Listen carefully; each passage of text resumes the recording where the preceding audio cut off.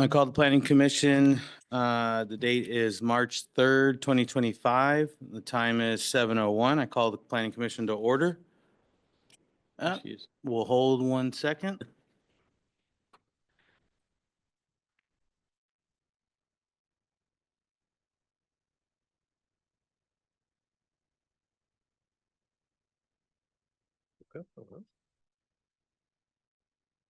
Right. I just called the meeting to order, so we're good there. First item of business is roll call. I'm present, Chair Andre Tessman, Vice Chair Kilcup, Present. Commissioner Lambert, Present. Commissioner Maruziak, Present. Commissioner Murphy. Present. All right, we do have the quorum, 5 out of 5. All right, I move that we approve the agenda as written. Can I get a second? Second. All in favor? Aye. All right, the agenda is approved. Let's move on to the council liaison report. Did you skip over public comment? Oh, excuse me. Sorry, Councilmember Johnson. All right. At this time, I'd like to open the session up to public comment. It's 7:02. We do have one attendee in the queue. Let's see. I show him with the ID of Howard. Do we have public comments from Mr. Howard?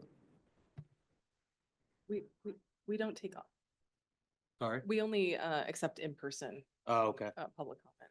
Okay, excuse me. Are there any in-person comments? No?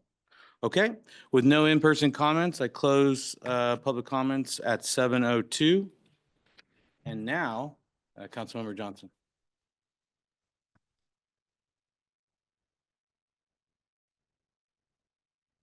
Greetings, Commission. I have a very short update that we have a new, I'm not sure what the proper term is, I suppose staff liaison to the Planning Commission, which is our senior planner, Mona Davis, and Ms. Arteche will be not with us anymore, and that's just the way it's going to be.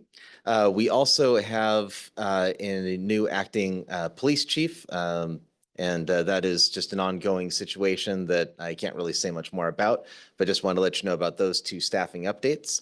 And other things, especially on the positive front, that the splash pad, it looks like the fixtures are starting to go in.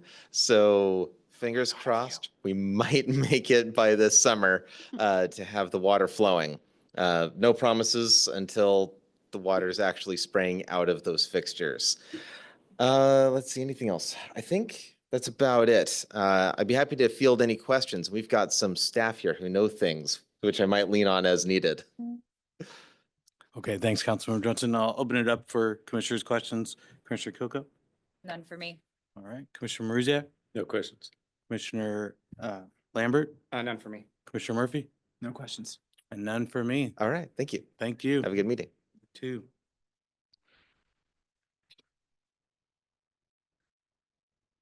All right. All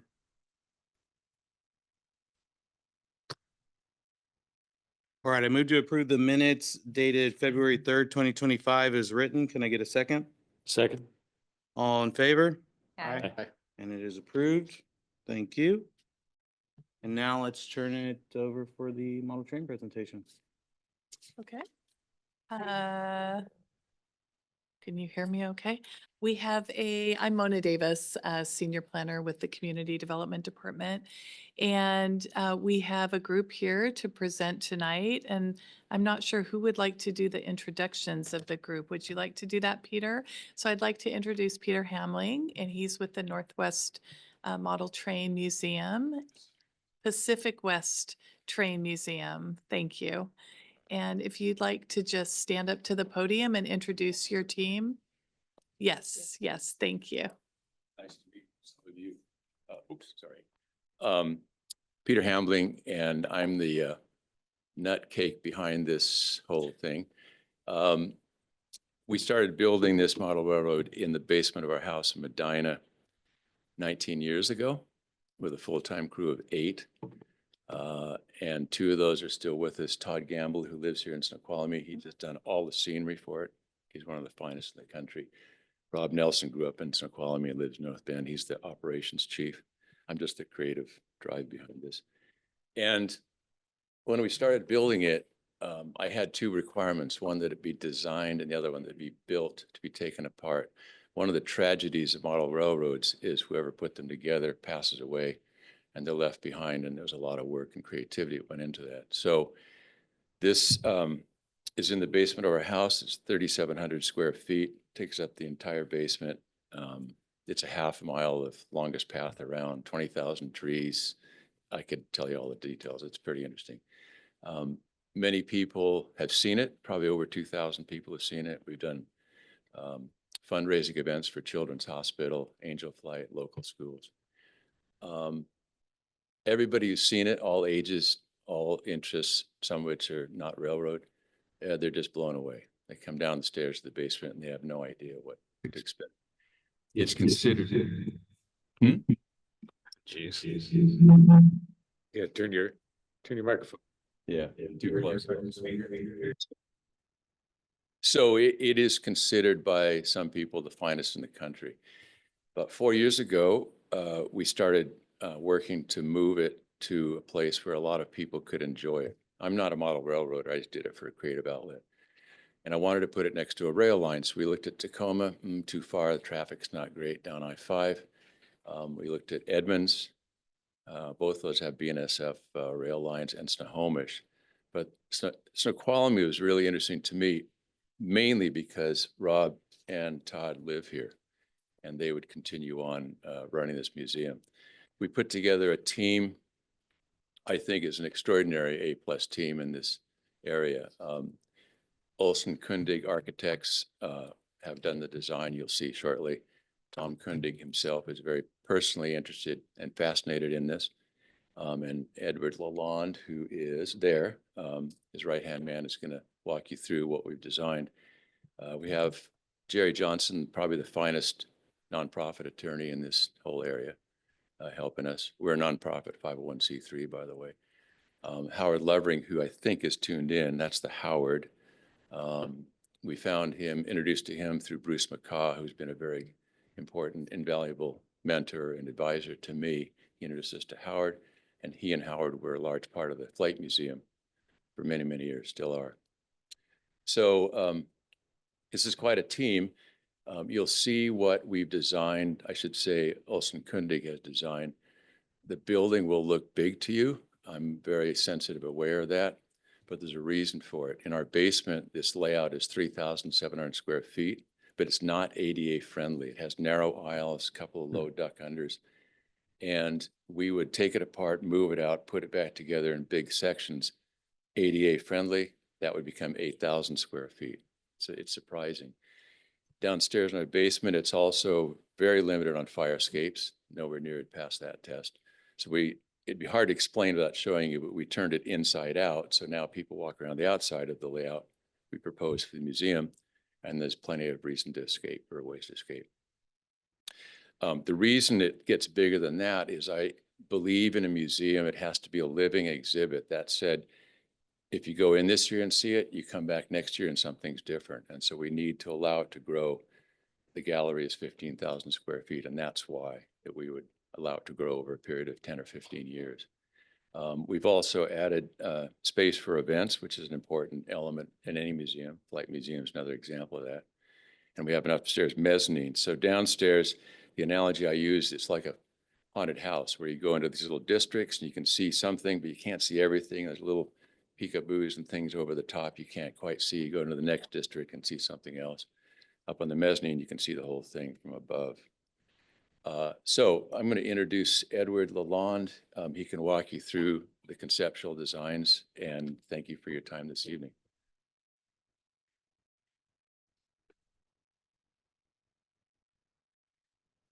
Thank you for your time. And what I'd like to do today is just talk through a little bit about where we are in the process and share some of the inspiration that led to the preliminary or conceptual design where we're at today. I've actually been in this room a couple times. The last time we presented this project, we were at a different site at Gateway Park. And I don't know if you know the history of that, but we started the design there. I'm so much happier that we're actually designing a project in downtown for many reasons. I think it's a much better situated project in relation to the other railway museum that within 5 minutes of where our proposed building is, there's a lot of railroad activity, not only the Northwest Railway Museum, but we're right across the street from the tourist train, a real railroad depot. And then also the adjacency to the park, I think, is really important. So being part of that downtown infrastructure, I think, is a huge benefit to the project in many ways. And within 5 miles of drive, we have a greater railroad community with the additional structures for the railway museum, obviously the falls. And so it's a great coming together in terms of having this little, we almost think of it as a railroad campus in a way where we're just one part of that. And that is model railroads, whereas across the street, those are real railroad.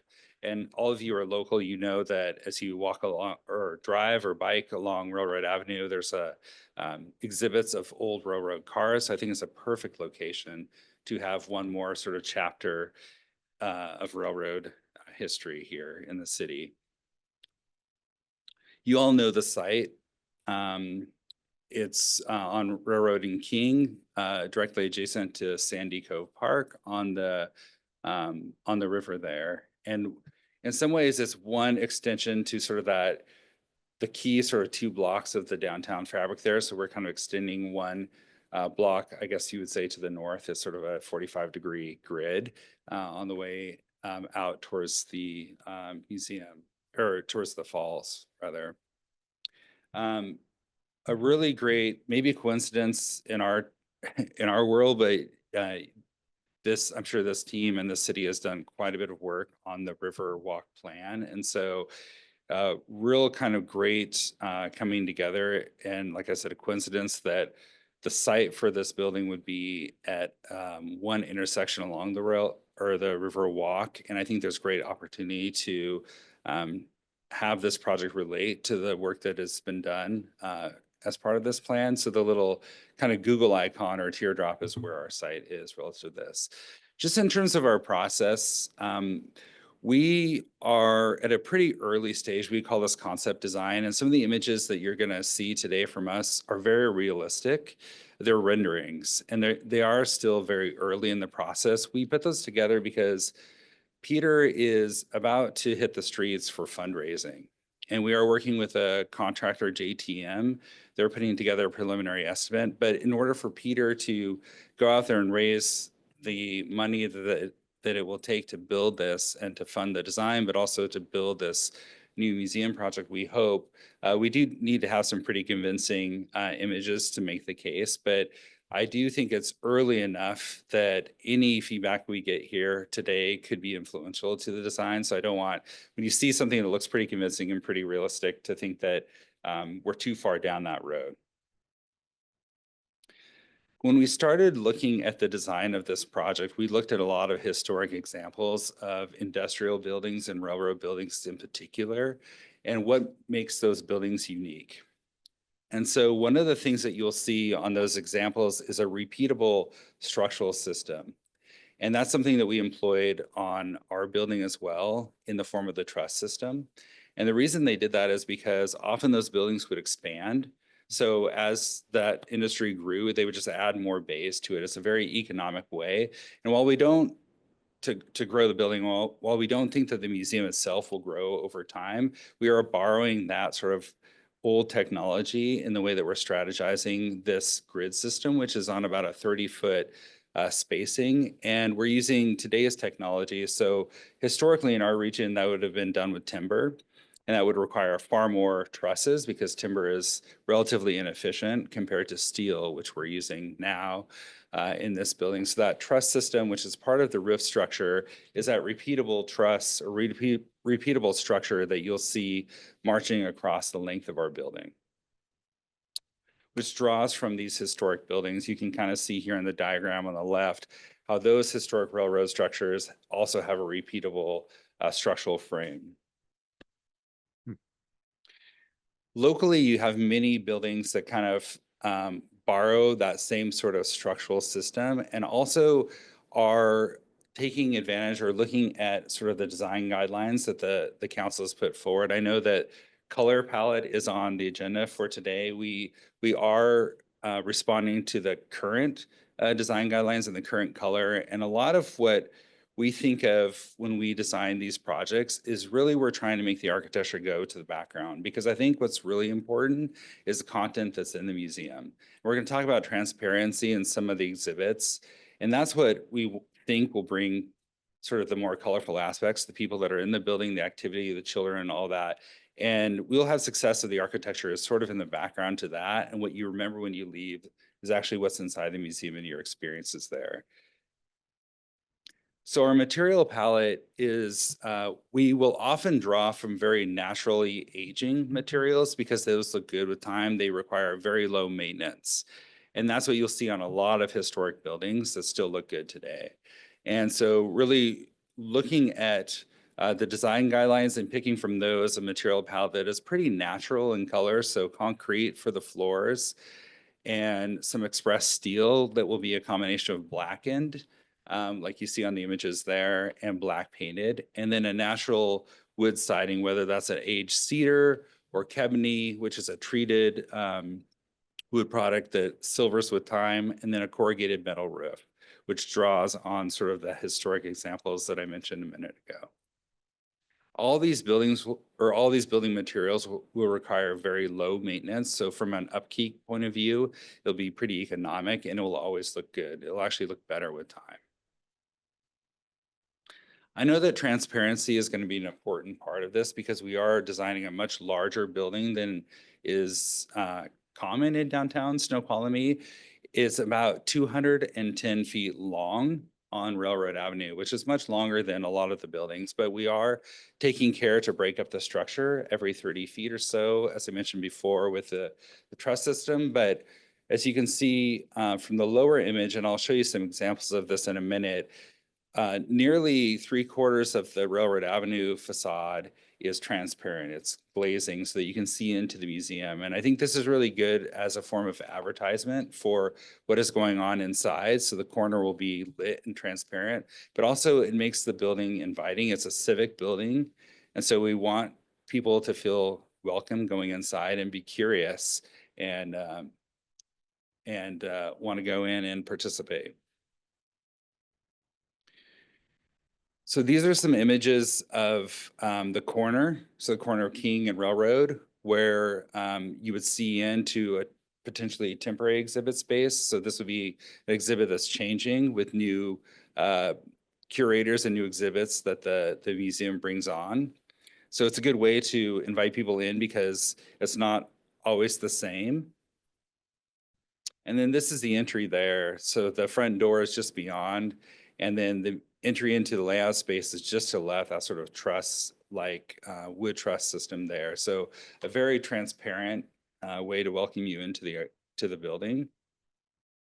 And this is a view from inside the temporary exhibit looking back. You can kind of see the old railroad depot on the right and even the tourist train that passes in front of it. So I think it's really great to have this go into this world of model trains, then come out and see real trains. And then one of the final moments on your exhibit experience is a deck, an event space with a deck that looks back towards Mount Si. And again, just for orientation, I think really excited to see how this civic building can really tie into the plans that are being developed for the Riverwalk. And our initial thinking is that we hold the building off King Street about 70 feet to create a plaza. I think that's really important that a building of the scale doesn't go right up to the corner. And that plaza could be a place for activities. Right now, we're showing that there could be a train, like a decommissioned train that we turn into exhibit space for kids to play on. But you don't have a parking lot in front of the building. So it's a civic plaza where events can take place. There could be potentially some retail.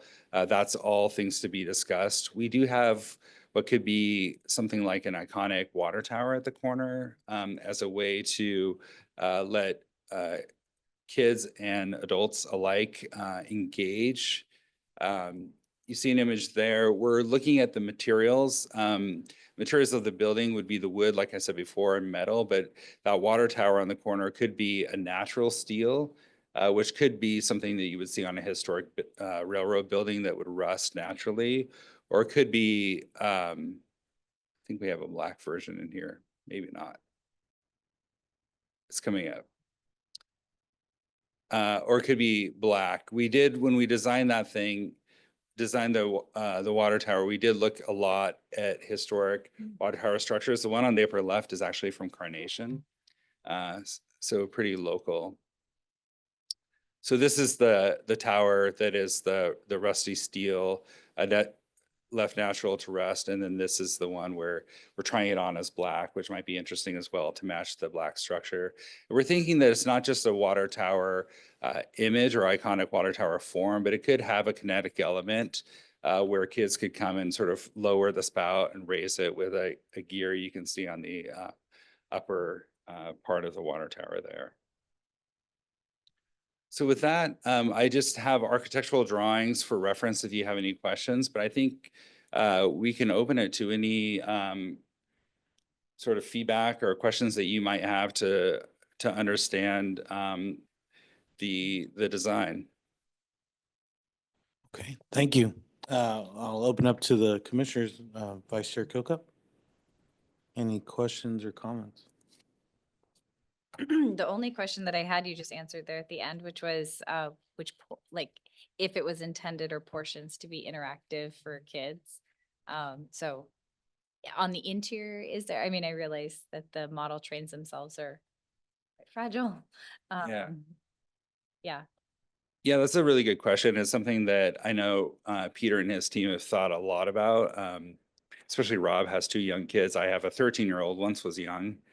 He's still pretty young, but he was once even younger. And so just the idea of coming into the space that really is ultimately kind of a hands-off space, but where do these kids get the, where can they release some of their energy beforehand, and where can they sort of have a chance to interact? And so one is the water tower, where there could be a kinetic element that you can play with. I think the car out front, if that's something that comes to fruition, could be another area where kids could play, but there could be something on the interior. There's sort of a fried egg shape. I don't know if you can see that on plan in the upper, kind of where the bathrooms are, that's seen as sort of a exhibit where kids can kind of be hands-on and maybe interact with a model, like a mini model railroad segment.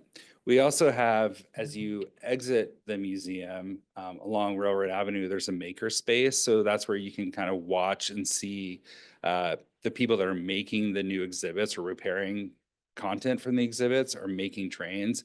And there may be some programming where kids could come in and maybe have some hands-on experience where they can hold a train, see what it's like to actually repair it or watch somebody repair it. So I think that's an important part of it. But I think that the goal is, once you get into the layout, sort of the majority of what you see in the plan, that it is more or less a hands-off experience. Yeah, I have 2 young kids, and I could say it 500,000 times, but the not touching, but I would love for them to, see this and be able to interact with it. So I was just kind of curious how that will work, because I think that is a lot of the population. Mhm. But yeah, I really like what's come together so far, though. Yeah. Due respect, you guys are probably too young to remember or to know this, but in Seattle, there used to be a department store, Frederick and Nelson, which is now Macy's. And every Christmas, they took a corner of that building that was plate glass, and they put a train set in there. And on the window, they had these handprints, and kids would go up. I mean, they just packed with kids at Christmas time going up, wanting to put their hand on the window, and the train would go. Each one would have a different train. So as soon as they took it away, the train would stop, put it back, it goes. One example. Yeah. Okay, yeah, that's a great example. That's it for me. Right. Commissioner Marizak.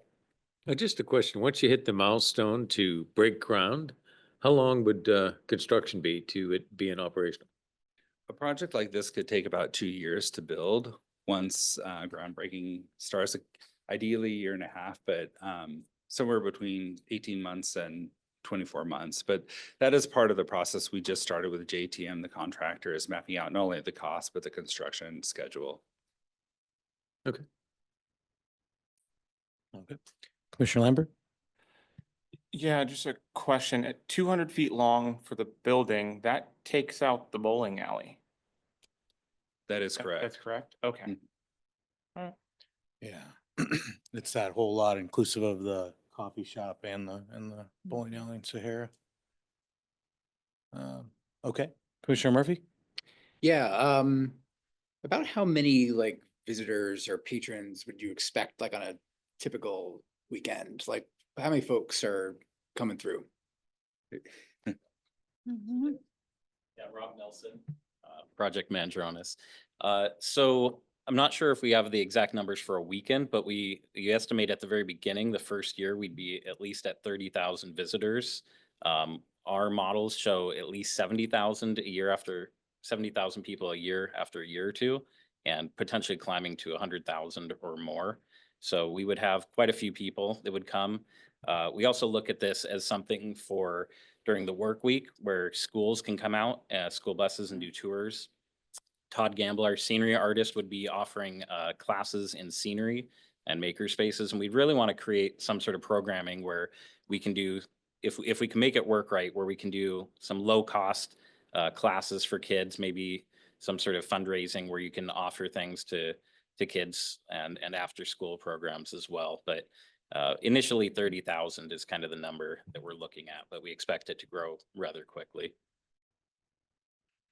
Was that based off of what we actually see at the Northwest Railway Museum or? So the Northwest Railway Museum, the depot downtown gets 130,000 people a year that visit it. So we decided, well, let's scale way back to make sure our numbers can work. And around 50,000 people is our break even number. And that is looking at more of the self-sustaining where Howard Lovering, who worked on the Museum of Flight, he worked with us and he actually saw this and said, this is one of the few museums I've seen that I believe can be self-sustaining, where most museums need to, we would still work on getting grants and that sort of thing. But we believe this could be self-sustaining rather quickly just off of ticket sales. So looks very promising. And then another question, do you guys anticipate food or beverage, like a snack bar or something like that in the property? You want to speak to that, Peter? Since you have such a vibrant downtown for food and drink, including the tequila bar, but not during the day, we wouldn't put it in the museum. That said, and this is kind of a footnote, part of the land there is our 3 lots owned by Mike Kirkland. And if we go ahead, Lori, my wife, and I would buy those and then pledge them to the nonprofit if we can make it. But Mike is very sensitive to the neighborhood and you may know he's got Parkinson's and it's moving on and he wants to leave the town in very good hands. And so he has introduced me to Marta, who runs the coffee stand, who, by the way, on a busy day gets 250 cars a day going by. That's just stunning. Anyway, and we will work with her to, for example, somehow bring her into this. Like maybe instead of a box car, we put a caboose. They made caboose with flat roofs, not cupolas, and they had bay windows. So I said to Marta, what if we put that on the forecourt, put you in that or your coffee service in that, serving out of the windows. Also talked about maybe putting her in the museum. We don't want to put food in the museum because we don't really need it and it takes away from the downtown unless we did that and they provided the food. The other thing is you don't want particularly kids going into the gallery with sandwiches, what have you. Fair enough. And that, by the way, in my view, for all of us is the biggest challenge is how do you give kids this experience without having them touch everything? And it's not easy. I took our almost 3-year-old granddaughter around our layout last weekend and everywhere we go, she wants to touch it. But if she's touching the scenery in terms of the ground, there's nothing to really damage there. If you start touching railroad cars and everything else, then of course there is. So it's a bit of a challenge, but it has to be, in fact, maybe the biggest motivation is for kids. You know, what we found with all the people we run through, when parents bring their kids, the kids take off following the trains and the parents get stuck looking at the scenery. It's kind of an interesting difference. Commissioner Johnson, or Councilmember Johnson, excuse me. I just, one other thought on that is, what I've found with my kids, both at the train museum, plural, that we have here in the valley and at the children's museums around the area, is those, magnetic car, trains. They could, run around, smash into each other and stuff. And one of the things that especially, they do at the children's museums is they'll have a preset track, that way the, pieces aren't getting lost as much. So just a thought. So that's a popular thing, certainly with my kids and at other similar kinds of venues. Get energy out. And Chair, just one last question. I noticed the parking was in the back of the lot behind the building. How many spaces are y'all envisioning back there? We currently have 50 spaces, and we're designing in a way where it's sort of a parking lot with a all caps park where we can plant some or plan for some greenery too. So it's not just covered in asphalt. I think the one more point to the visitorship thing, which I think is interesting to think about, is we are planning for an event space. And our firm worked on the Burke Museum and also the Tillamook Creamery in Tillamook, Oregon. And both of those venues actually rent out their event space for weddings and other special events. And that's sort of an unpredictable amount of additional maybe visitorship that could be drawn to downtown. I think it's something interesting to think about as a model. Great. Two questions. Hopefully the first one's not too far in the weeds, but looking at that train car that would be on the exterior, is it likely that you'll work with the Northwest Railway Museum to pull one of the cars that we currently have on Railroad Avenue, or would that be a completely kind of new acquisition? Yeah, interesting. What we don't want to do is it were compete with Richard. And so I don't know. I don't know the answer to that. But to be quite blunt, we wouldn't be here if that railroad museum wasn't here. And I've told him, and I think he agrees with this, that we will help each other. So the whole is worth more than the sum of the parts. Silly line, but so I don't know. I mean, whatever we did there, we would do with Richard in some fashion. The challenge you have is if you're at the Railway Museum Depot and you look across to this, which looks different, it's modern, that isn't. You don't want to be confused by saying, oh, what's that rail car doing over there? I thought they were over on this side. You want to move between full scale, pretty good experience, to miniature scale or imaginary scale, and then back out again without being confused. So I don't know what we do in that forecourt. It's kind of up in the air at the moment. Thank you for that. And then my second question actually relates to the parking, which, and I'm not sure, maybe staff has the answer or y'all, but obviously this is gonna abut Sandy Cove Park. And right now we've got the open parking lot there. We'll have 50 spaces for the museum, but I believe that takes away any and all possible area for parking at Sandy Cove. Is that accurate? I'm happy to answer that question. I'm Nicole Wiebe. I'm the community liaison. If you go to the city website, we've recently uploaded a parking map which identifies that the city has, boy, my brain just, I think it's over 300 or between 300 and 350 spots. That does in downtown free parking. That does not include King Street parking, which is currently the dirt lot. So we just wanted to provide that information to the community, to our visitors. We truly we don't have a parking problem. We have ample parking downtown. So that answers your question, I hope. Yeah, so essentially we'll push citizens to park further, say directly on Railroad Avenue and have to walk over to That's Sandy correct. Cove. They won't have that direct parking access. That's correct. But like I said, we do have good parking along Railroad. Also, often a lot of people don't realize the United Methodist Church, most of that parking lot the city owns, that's free parking, free public parking. Parking is an issue in a lot of communities. I think it's a human nature problem that we have. We have ample parking, and the key word is free. Most cities on the east side, you cannot park for free, or it's minimal. It's just changing that human behavior that you need to walk. Also, downtown Snoqualmie is very pedestrian friendly, very stroller friendly. And some of the other improvements that the Parks Public Works Department has for Sandy Cove and other projects is only going to make the experience downtown more pedestrian, stroller, kid friendly. Perfect. Thank you for that. Can I, Please. I Commissioner would Lamb. say that downtown Snoqualmie does have a parking sign problem.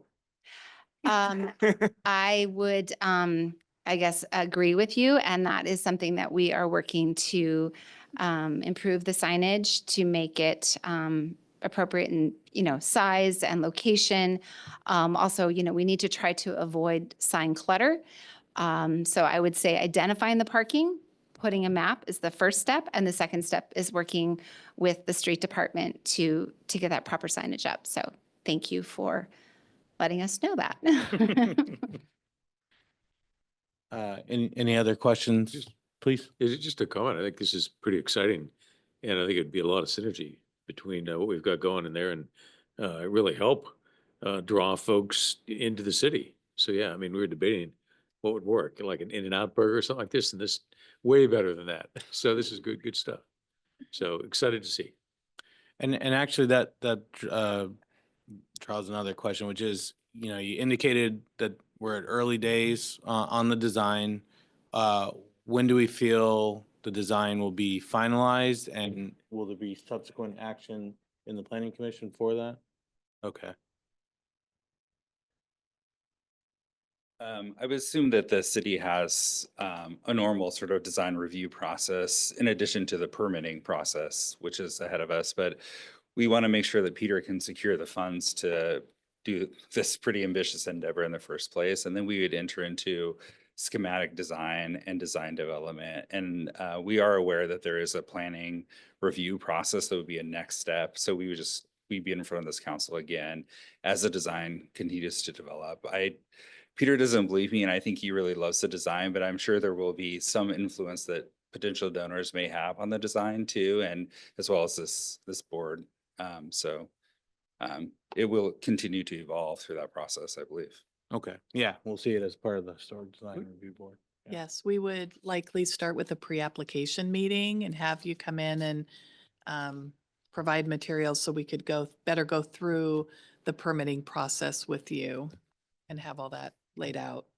Design review board, site plan review. All right.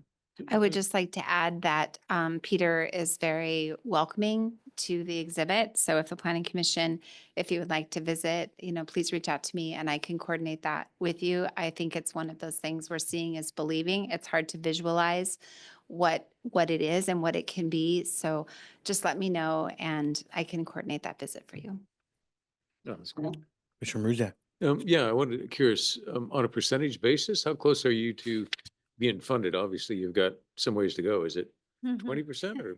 I can answer that. So the running joke is the longer you guys delay, the happier I am, because when you're ready to go, I got to jump off the cliff and raise a lot of money.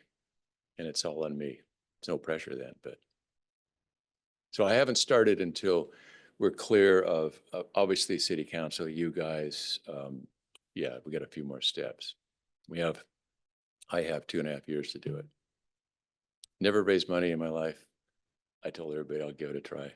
I mean, a big try. Okay. And I don't know how much yet, but I can guess, and I don't want to tell you. It's a lot.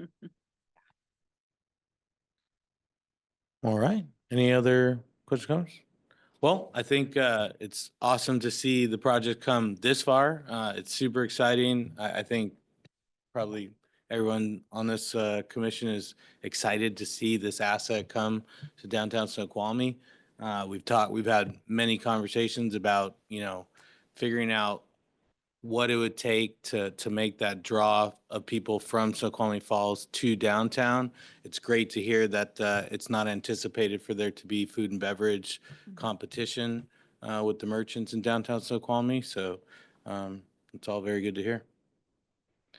All right. Thank you so much for your time, presentation. Thank you. Okay, so that concludes the Monterey Museum presentation. We'll go to item number 3, which is design review board for the revised color palette. Ms. Davis, do you have something on that? Yes, thank you, Chair. So if you recall, about a month ago, I brought up the discussion about looking at our color palette, and I was going to go back and do a little research and bring you some information. And unfortunately, I've not had capacity in the last month to get all that completed. But I have to say that I thought that Edward's presentation tonight was really nice because it gave us kind of like a sample design review board presentation to look at. So I just wanted to mention that I am still working on that information. My plan is to go through and pull other historic districts' color palettes, just to give us some reference of what other towns, cities and towns do in our local area. And then I know you had asked me the question of how many variances we've actually approved in the last 5 years, or maybe a better term would be reviewed to consider, because maybe they weren't all approved. Maybe some were denied, I don't know. But um, that is becoming a bigger thing to look into because our permit tracking system doesn't like quickly pull that information. We're actually having to go back and do a little more digging through our files to find that. So I'm working on that. But since the last meeting, I thought it might also be beneficial for you to know that we had a downtown business district roundtable meeting in the last couple weeks. And much of the discussion centered on the color palette. And we heard from many of our business owners at that meeting that they find, and I'll just kind of quote what some of them said, is the color palette is kind of a letdown. They referenced it as a snore fest. They said, we basically go from drab, drab, and drabber when we're looking at tan, beige, gray, gray beige, beige, beige. Like, could we do something to just spark a little more interest that would still fall within the historic design guidelines? So I mentioned that I had already rolled this out to the Planning Commission and that that I would add that to my homework. So this is more of just an update to you to let you know that I've not, forgotten about this, obviously, that this is still coming. But in the process, Chair Testman and I had a conversation about, the code around the design review board. And I thought it might be a good segue to also provide you with a copy of the code tonight, and then maybe have a further discussion on if you've found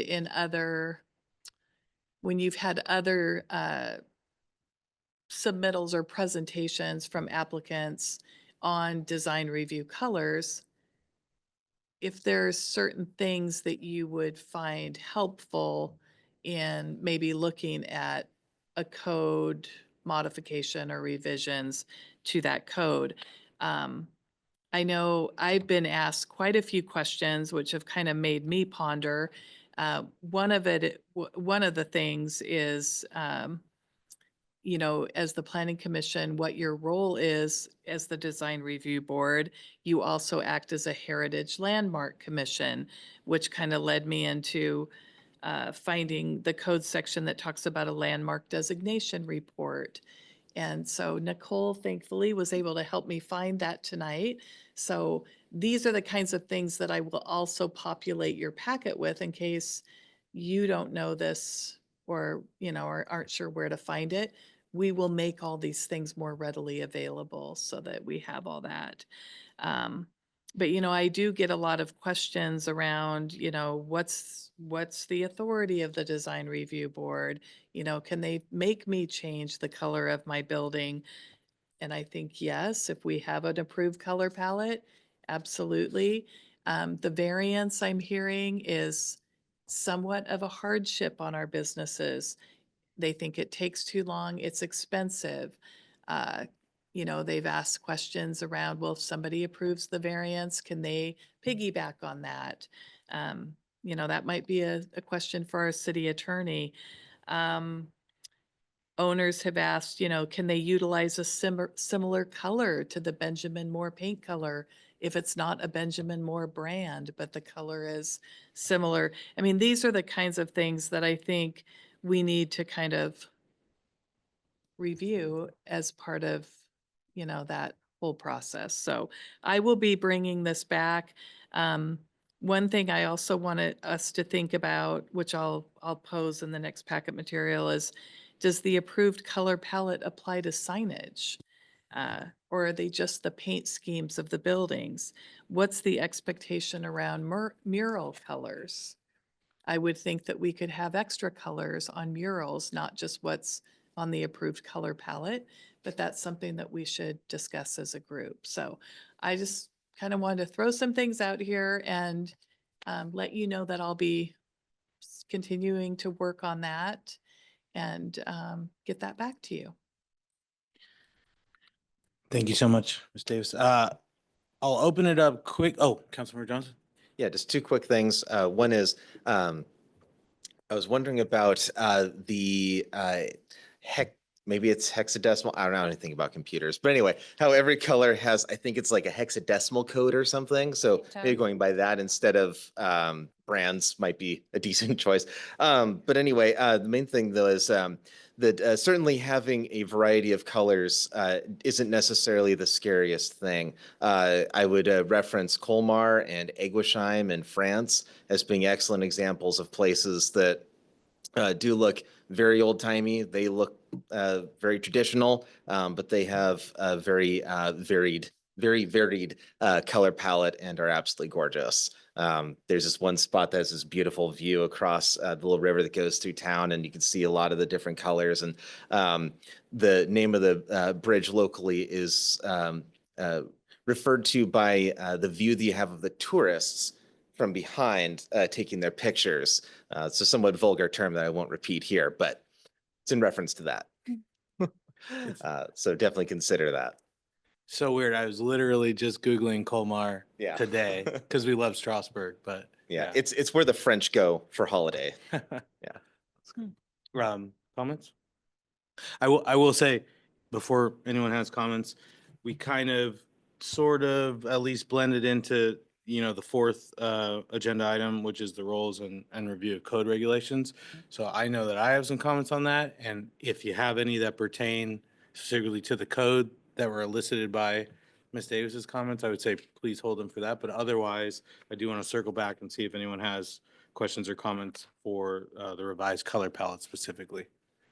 Vice Chair? None Go ahead. yet, but those were all very interesting questions to ponder. Okay. Commissioner Maruzia?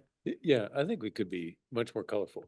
And the only time I remember a palette being challenged was that fluorescent green one, Here. off of Wildcat Way, right? Or Meadowbrook Way. I mean, that's the only time I ever remember us challenging a color palette. And I think that was a wise thing to challenge, so. And that's really helpful because I feel like you all have way more institutional knowledge on this than I do. So I appreciate that. Commissioner Lambert? I'm all for approving at least one hot pink color, just to see if anybody does it. We do have. They do, They came up with the candy shop. But what you wish for? That's great. Commissioner Murphy? No comments. Okay. All right.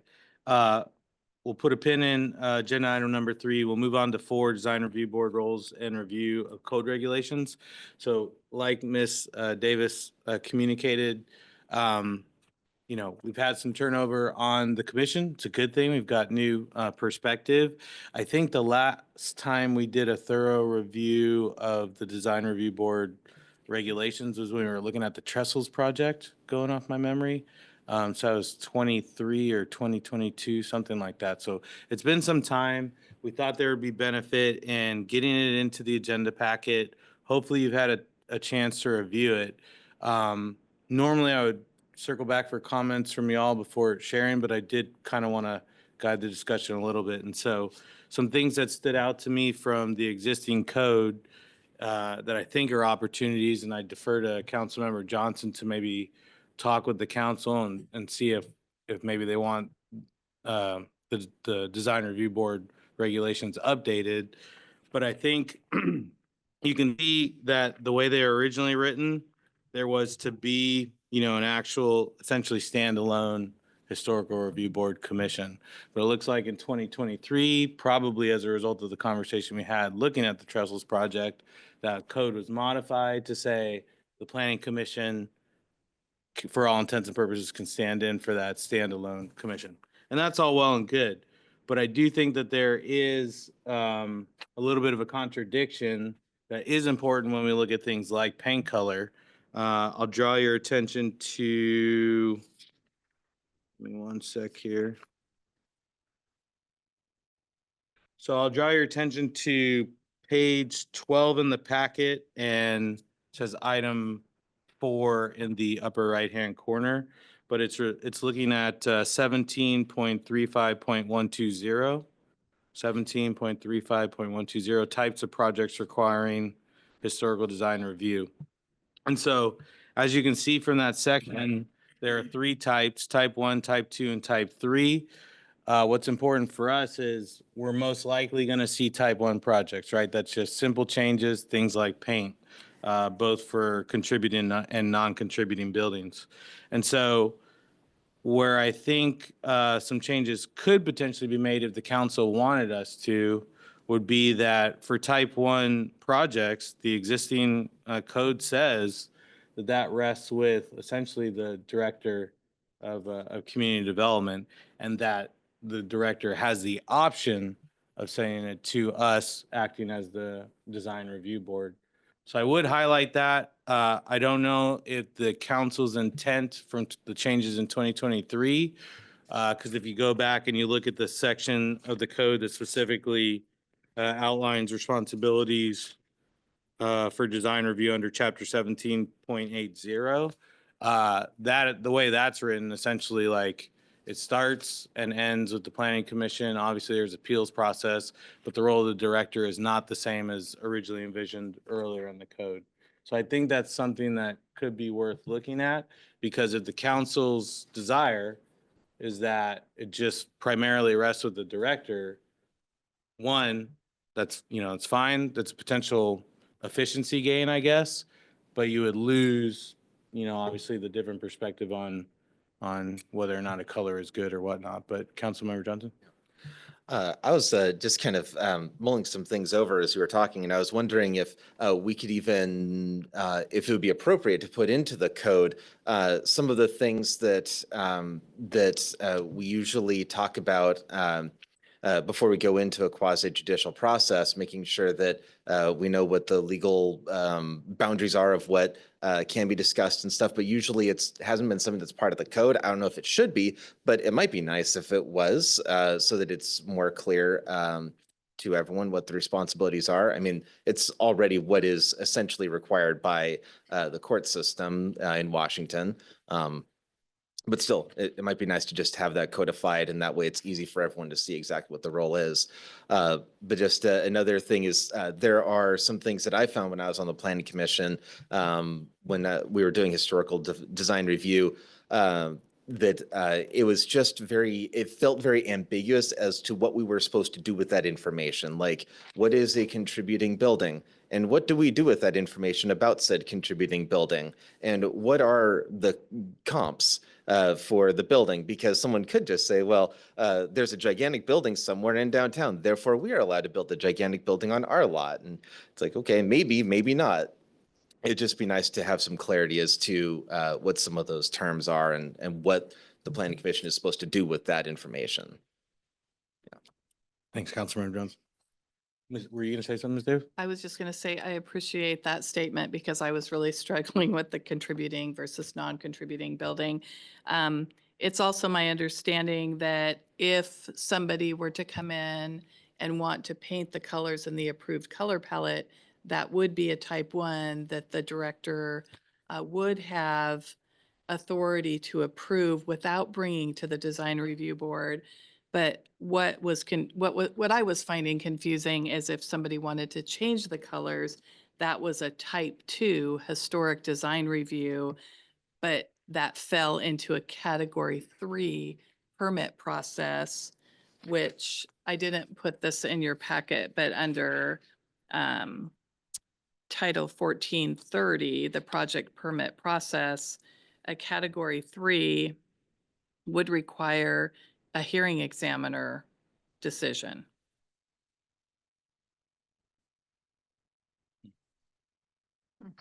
So that's And- where I feel like we should go back and kind of look at that, because that does take time then. If a business owner wants to come in and just modify the color slightly against this, then they have to apply for this type 2, process that's a category 3 permit, which requires a pretty extensive, review and hearing process. No, that's a great point, and I actually wrote this note, but looking at section 17.35.150, historical design review, if you look at paragraph A, it says type 1 project shall be reviewed by the historic preservation officer, who shall approve of conditions or refer the project to the historical design review board. The historic preservation officer shall render a decision on a type 1 project or refer such project to the historical design review board within 15 calendar days from the determination of a complete application. So, and then it goes on to say that it's at the discretion of the historical preservation officer. So you kind of answered my question, which I said, is this only where the requested changes fit into the established standards, thus no variance is requested? Sounds like yes. And so I think that could be clarified a little bit, and then that gets us over into the variance process. But I think my final point, and then I'll shush and open it up for comments and questions, is going back to this discussion that just happened. If you look at 17.35.280, it says Historic District Guidebook. And my question is, does that actually exist? Because I think if it doesn't, that's an opportunity, one, to include the colors easily accessible to the public. You could include some of those key terms, contributing, non-contributing, and the like.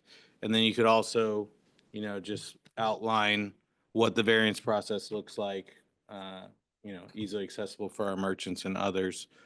And then I was curious, what fees do merchants have to pay when they request a variance? Like, what is that total? What's that financial impact? That would be a good thing for me to research. We don't actually have a fee for design review board, but they would pay based on the cost to do that review. And so once they submit the design review, we would be keeping track of time, consulting time, hearing examiners time, and then before they received approval, would have to pay for that, for those costs, which can become quite expensive, I understand. Okay. I think, yeah, I mean, I know you're digging through the files to understand how many variances, have Yes. occurred in recent history. Just curious maybe what the average financial impact is, but Well, and a category 3 permit would also require public noticing, and so they would be, also responsible for paying the postage and paying for the, to get that publication out, the notice of application out. okay. Well, thank you for that. Okay. I will shush and open it up for comments. Vice Chair Kokup. I will say I have not done a thorough review of this. I'd like to look through it further. I do think that as far as the colors go, tying them to a Pantone is a fantastic idea. And then we can give by way of example, the Benjamin Moore. It certainly doesn't feel like we need to be sponsoring their brand. I would also like to understand what this process is for local businesses with the variances, and similar to your question in terms of time, but also fee structure. Just to understand that we're not making it overly burdensome.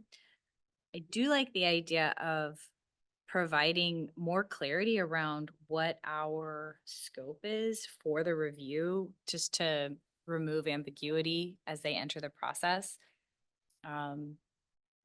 There's a piece of me that gets nervous about that too, because anything that we potentially don't cover could be an exposure point for somebody who's savvy. So yeah, those are my initial thoughts. I'm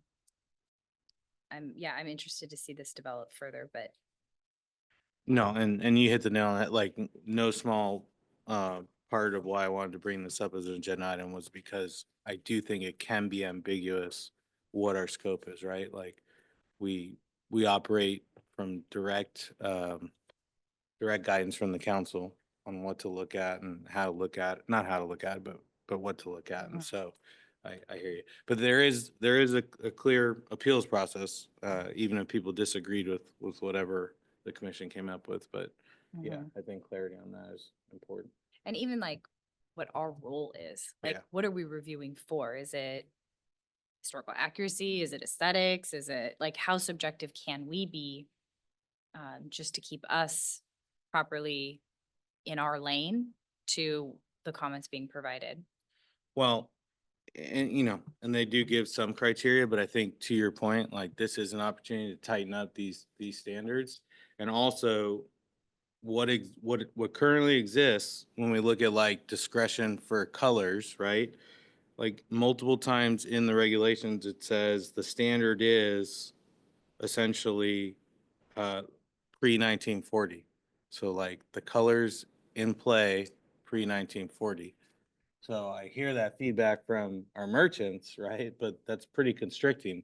And so honestly, that would be, I'm going to apply the standards that are written. And unless the council wants something different, then I think we would need to get those changed.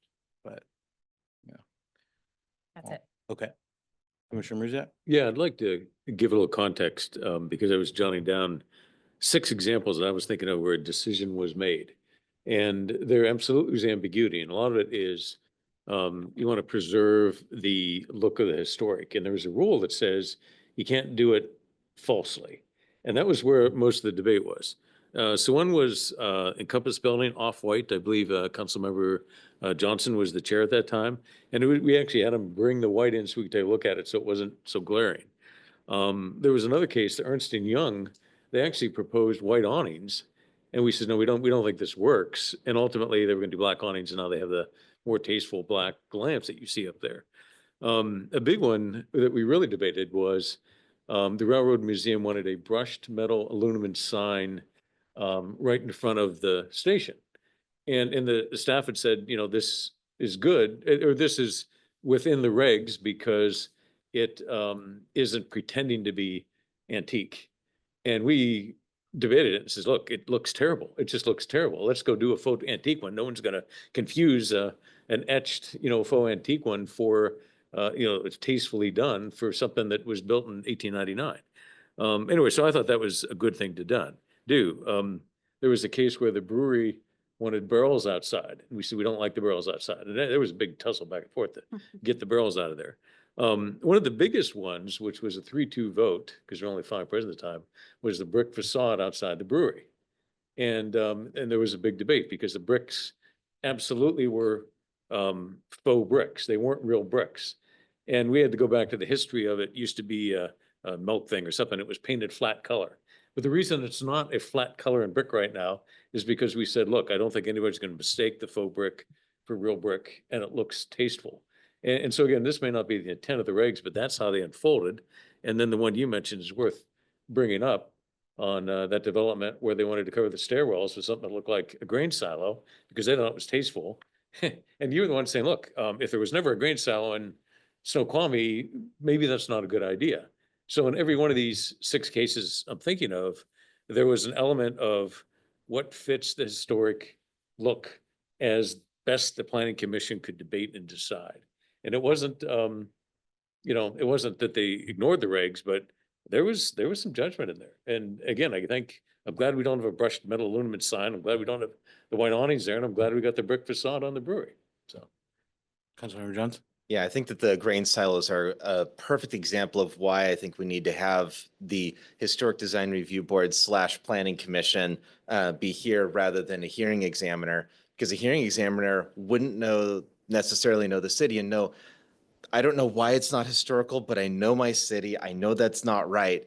And then we could look into the history and be like, okay, there were no grain silos in Snoqualmie Valley at the time. So that gives the planning commission the justification to require that not be a part of the final design. Yeah, so I really appreciate those examples. And I remember the sign, that was like an hour and a half discussion. Yeah, yeah. That was a rest fun of it. one. Well, the point is, in at least 3 of those 6 cases, the staff said they're in conformance with the regs. And I think it was recommended approval. And the commission, under the auspices of this historic design review, said, we don't think this works for the city. So I think that's an important role. And I think there's going to be some ambiguity that's going to be a judgment call. So anyway, that's just what I would say about that. Appreciate that. Commissioner Lambert, I have no comments, so. Commissioner Murphy? Yeah, I think echoing Commissioner Vice Chair Kilcup, I'd love to kind of pour over this a little bit more. I'm just kind of like on my first like pass through it, I was kind of like taken aback a little bit about the like real estate spent on this in the code on sandwich boards and how like prescriptive that is. And I'm eager to, I mean, it can be for another time, but eager to hear like some of the context behind that, because that that's really spelled out quite significantly in other areas that I would expect more prescription are kind of glossed over. I really love to also dig into the street furniture element, looking at seating, public trash receptacles, bicycle racks, planters, how those are like implemented and or enforced, or whose responsibility those are, I think are something that I'd love to just dig into as kind of the new, as the newbie here. But no, Chair, I'm glad we're having a chance to like more thoroughly review this, because I think there's some streamlining we can do, making sure that obviously we're preserving our history and our past, but also doing it in a way so that we can allow the small business owners to thrive and not put undue burden on them. So glad we're looking into this. Thanks, Commissioner Murphy. Yeah, I'm not sure what the formal way to do it is, but Councilmember Johnson, I guess I can make a motion, but I'm considering making a motion to ask council if they would like us to review the existing design review board regulations and update as appropriate. Does that seem like the right course of action? I'll always defer to the city attorney on what the proper way to do things is. Sounds fine to me. One thing that I just wanted to say was that, and perhaps just ask, would it be enough for just the Community Development Committee to send not a recommendation, what would be the word? A Request. proposal, not a request, I suppose, or does it need to come from the full council? So I guess that's kind of a question. So 2 questions to you there. So, We go through CD to, it would go through CD to city council if CD recommended it to go to city council.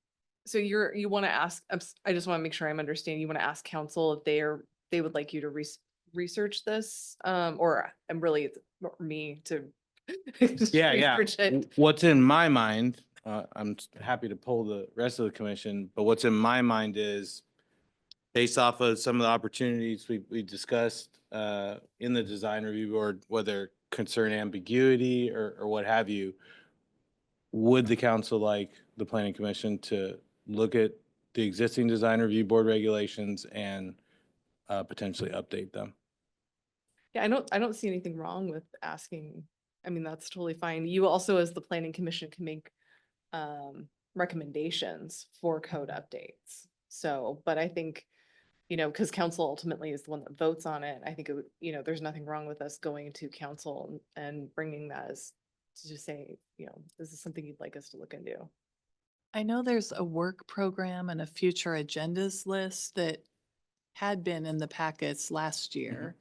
And I'm not sure it was in this Not this one. packet, but so then that made me wonder, like, well, where did that come from? Did you take a work program to the council and then create this? What's the question again? Basically, the work plan that's usually at the end of the packet.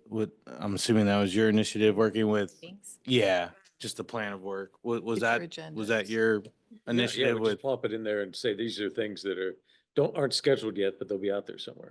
And so like the specific question is the items that formed that plan, were they directed by council or you just saw them as opportunities?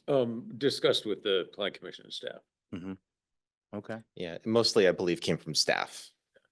There were a couple of things that council would request. For example, the updates to the downtown historic district overlay and center that was obviously a long process. That came originally from council, but most of the stuff originated from staff. For example, the comprehensive plan update, council didn't ask planning commission to do it. That's just something that planning commissions do. That's part of their role.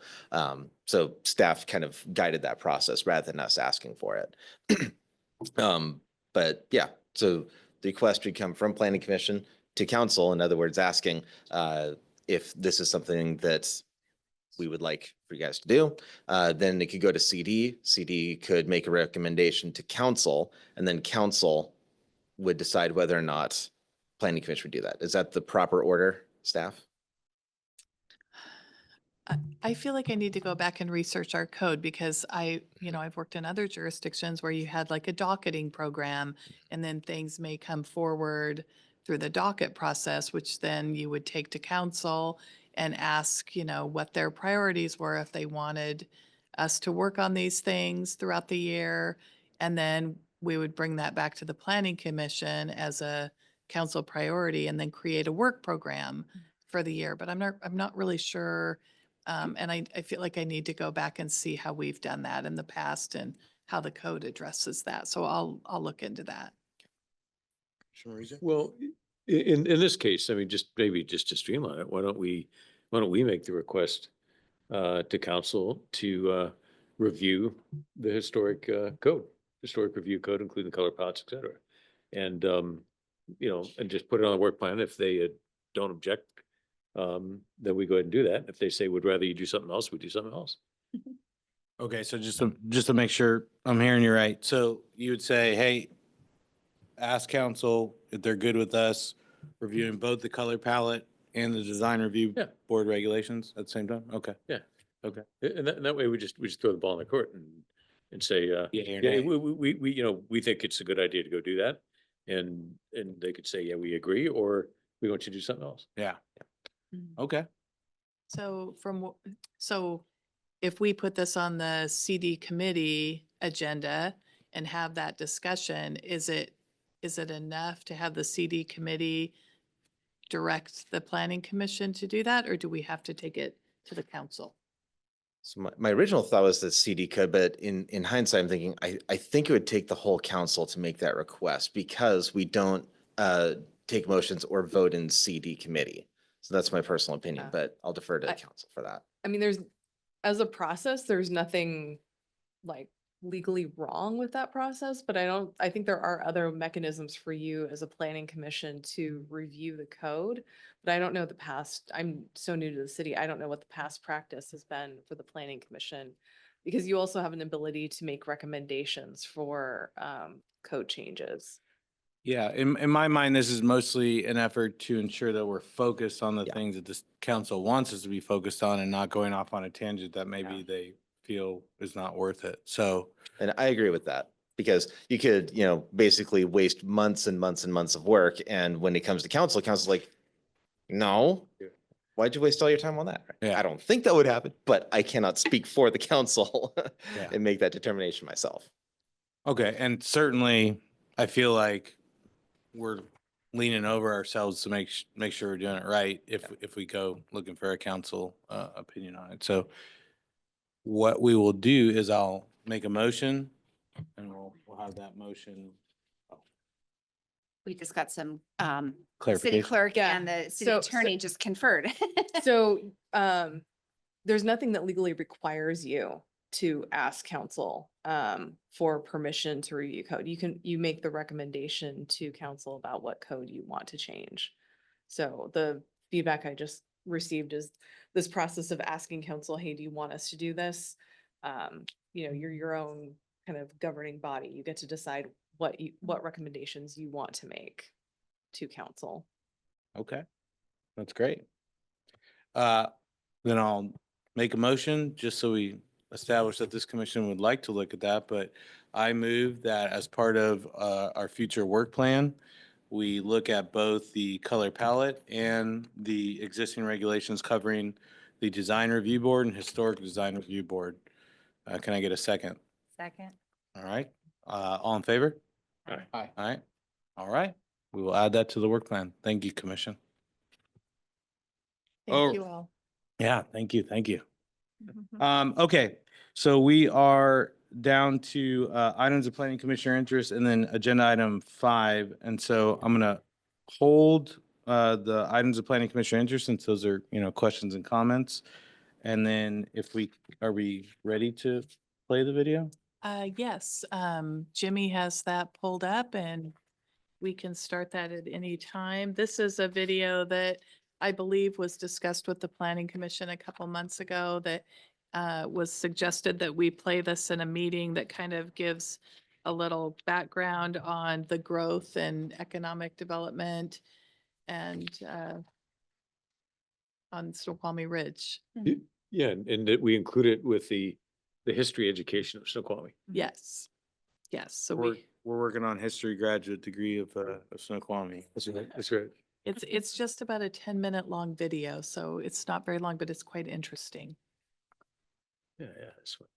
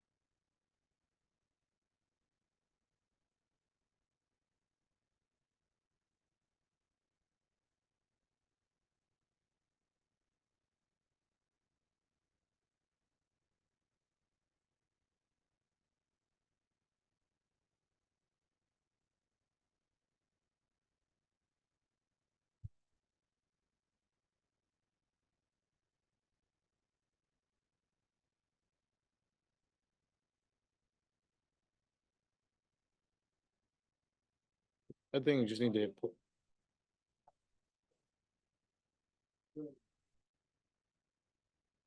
I see it. Can hear it. That was fine. I see Yeah, it. it was working. It was working.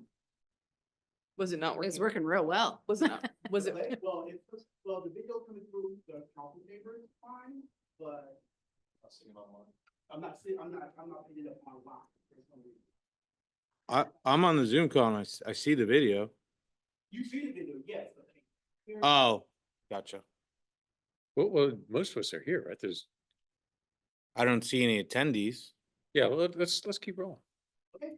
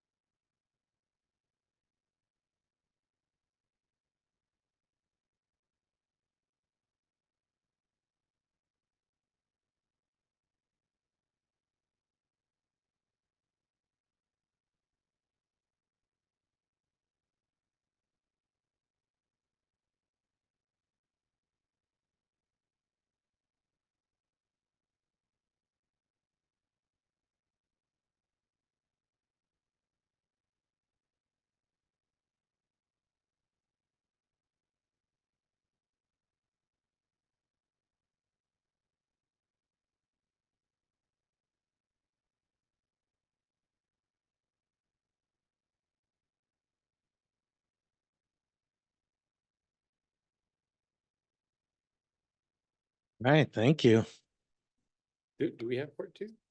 We're not, do we? We didn't plan to play that tonight. We could It'd do be part good to two try at the and next find it, meeting yeah, if you'd yeah. like. What did it say it was on? It was on the connectivity with I-90? Economic development. Economic development. Yeah, we'll add that to the work plan. Okay. Well, thank you so much for playing that. Appreciate Yeah, that. very- All right, let's open it up to items of planning commissioner interest. Vice Chair Kilka. The question I had was related to Commissioner Murphy had talked about the schools planning. And I just wasn't aware of that. So where is that kept? Do we know? Did you say there was something on the city website, or is that just resting wholly with the school district? With the new middle school, I believe is what you're talking Right. about. I think there was 3 schools that Yeah, were actually. part of discussion that are meant to come out for vote in the fall. Yeah, the last SVSD or 2 SVSD meetings ago, their rough plan was to get it on the ballot for next February, which is like when they put these bonds or levies up. So I guess like our last meeting, I think there was some lack of clarity around like, when does the planning commission review plans for schools? Is it before the vote? Is it after the vote? Obviously, they have to get the 60%. It's seemingly a fairly tall order, but I think there's some lack of clarity around the process. Right. Is that, Yeah. characterize that correctly? Same. Yeah, I Yeah. just went back and kind of poked around a little and then I couldn't find anything. And then that was the question I had too. I would say that would probably be on the Snoqualmie Valley School site, when the bonds are coming up for election. And then if they do pass, then they would be coming into the city for like a pre-application meeting. And we would go through that process, site plan review, design review, SEPA, that type of thing. So we don't really have anything to do with the school district's bonds until after they're passed, and then they come to us with the school proposal. Right? Yeah, we're not involved in that election process, so. Okay. It's like a Q3 26, Q4 26. So all development questions are like tabled until if and when the bond goes through. I mean, typically they would have that kind of information, I would think, in their bond to show, if the bond passed, they would acquire this property or that property and they would build, whatever schools are designated there.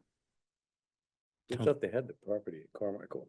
Yeah. Yeah, and they were gonna move out of SMS because it was on the flood line. Cause I was curious, they wouldn't just upgrade that one? Yeah, the property they've earmarked is up on Snoqualmie Ridge, kind of back in the Heights Carmichael Park area. And that's been, I think, they've had that property for years. And I think I had some neighbors come question me because after SVSD did their bond and their capital presentation, my neighbors were like, this sounds great. We love the idea of a middle school. However, like, bus is getting in the air, how the car is gonna work, and perhaps these are premature questions, but I just wanted to have something to say to them, and that's why I brought it last week, so. Councilmember Jones? Yeah, I have I guess a question related to, how that works. If the location is in the part of the city that is zoned as mixed use final plan, then what are the development standards? How would it work for the elementary schools that are there? What are the regulations that would be deferred to? And what would be the governing documents over that? I don't know. Yeah, I think I'm I might asking. know the answer to this question. So we would look at our zoning standards. We would ask the school district to submit a pre-application meeting that basically laid out how big the building was, where it was located. We'd discuss it and then tell them what kind of permits they'd need. And then they would come in for a site plan review, would involve SEPA review. That the site plan would include things like their circulation plan, their landscape plan, all the building elevations and everything, which would then start through the notice of application. It would be a public commenting process. We'd go through SEPA review and public comment. You know, a site plan review is an administrative review, so it doesn't really need a public hearing unless the school district was asking for some type of a conditional use permit or a variance. So we really don't know the answer to that. I mean, the code does address, you know, how many parking spaces the school would be required to have, probably depending on classrooms or building size, floor area, that type of thing. So we would review all that at the time of application.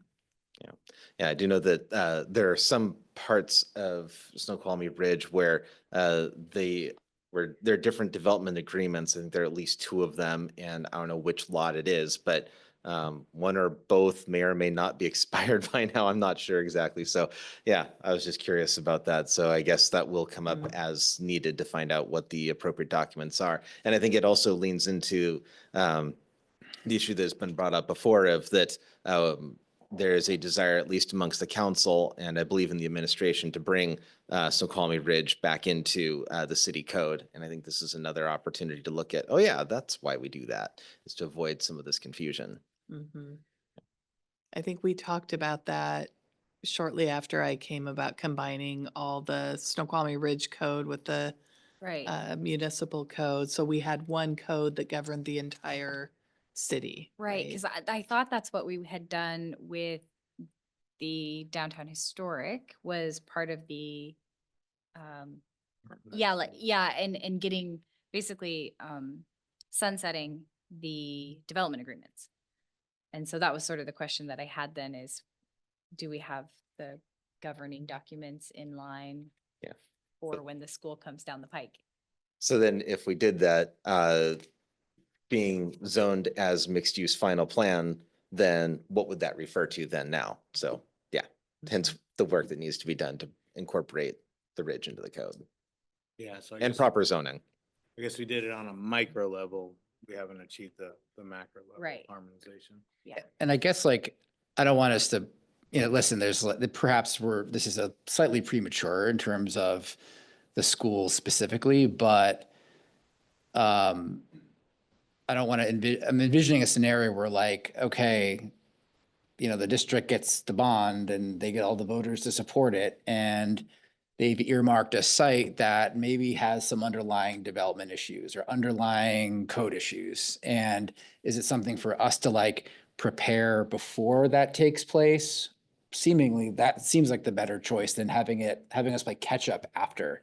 So again, like there's a long way between now and next February and a lot of like other uncertainties with respect to does that pass or not. But it's something for us to probably just keep an eye on as the year goes on. And, you know, we can certainly, you know, just be kept abreast of the SVSD like capital program. So. Yeah, I agree. And I guess the other piece that it brought up for me was, are we clear on what the code Requires. Yeah, and do we want to do any cleaning up prior to that happening? Yeah. That's it. That's all. No, that's great. And That's super simple. perfect opportunity to be proactive Yeah. for the Mhm. commission. And I don't think we need to create like more work for ourselves or for staff. I think it's just something we should, as a commission, just keep an eye on and make a determination if more is necessary down the road. Yeah, Agree. and if when. Yeah. Mhm. Anything else, Vice Chair Coco? That's it. All right, Commissioner Ruzia?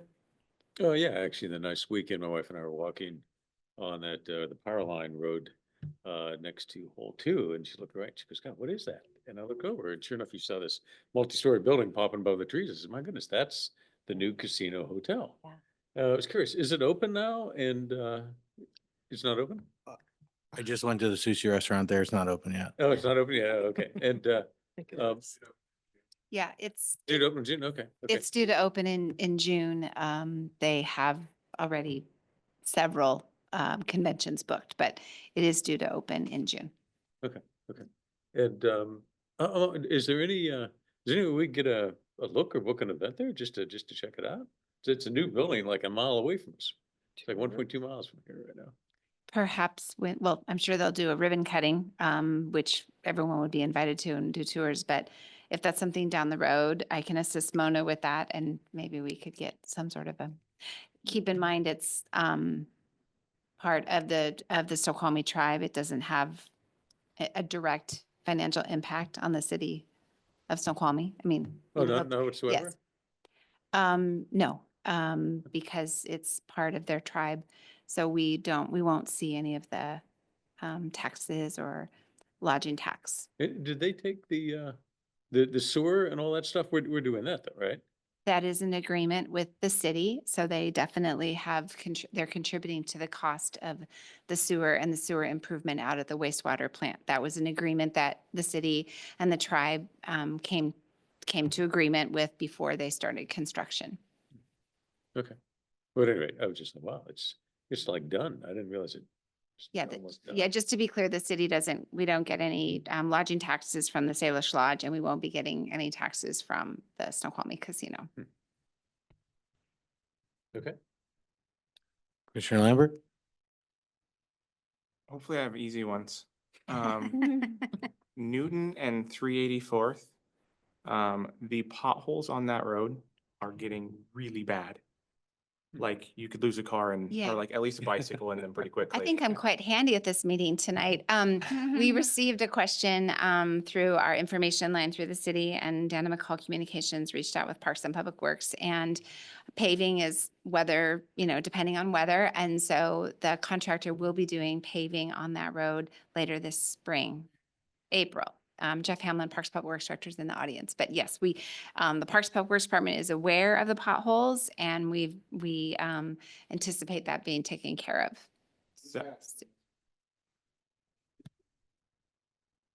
I'm more, actually, does that include Newton, not just 384th? Okay. Because I know that's been missed. It was missed in the Newton projects when they did the rest of the streets right there in that punch through. Okay. And the other question I had was notifications on no park signs. Is there a legal requirement for how long they're supposed to notify or put them up before that's just get your car off the street? I don't know if it's legal or it's best practice, but typically, like if I'm doing events, it's 48 hours that we do get those notices out, but I don't know legally if it's 48 or if it's 24. Couldn't find it in the code. I thought I'd ask. Are you talking about like a regular no parking sign or like an event no parking? I mean, usually Either. it's like 24 to 48 hours. So like, Yeah, construction signs primarily, like, or, like the ones you put on the sidewalk, no park, when people live on the streets. Right. Like, do we have it in our code for how long it is? So Mr. Hamlin is saying it's 24 hours, but I do know as a city, we do our best for best practice to do 48 hours when we're doing some sort of street closure or no parking.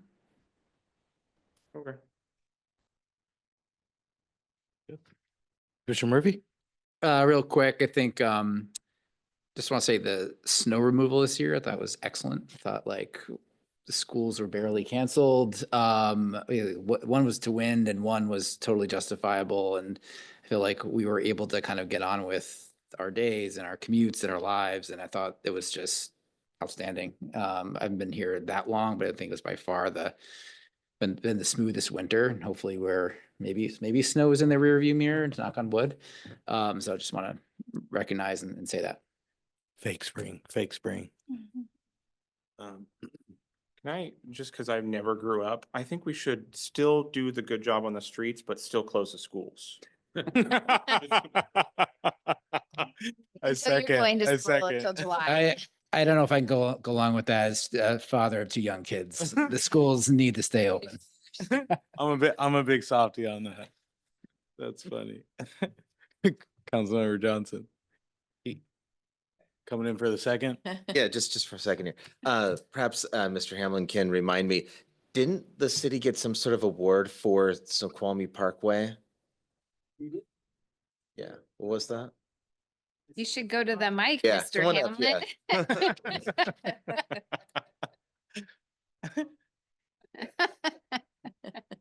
So for it, but our contractor applied for it. Icon Materials was the contractor who paved the parkway. And they submitted a project of the year, a request for a project of the year award for paving. And they received the best paving project of the year from APWA. So that's quite an achievement. They give out one of those a year for the best paving project on the west side. And so, yeah, it was given to us. And I think that was due to a lot of good things. One, we had great asphalt pricing. We had a good contractor. We had a good design going into it. And we had good project management from Hind Ahmed, our project manager.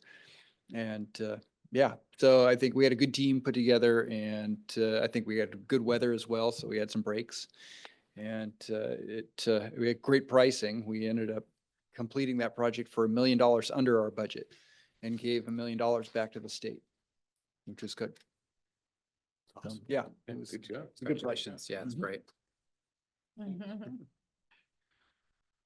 All right, and I don't think I have any questions this week.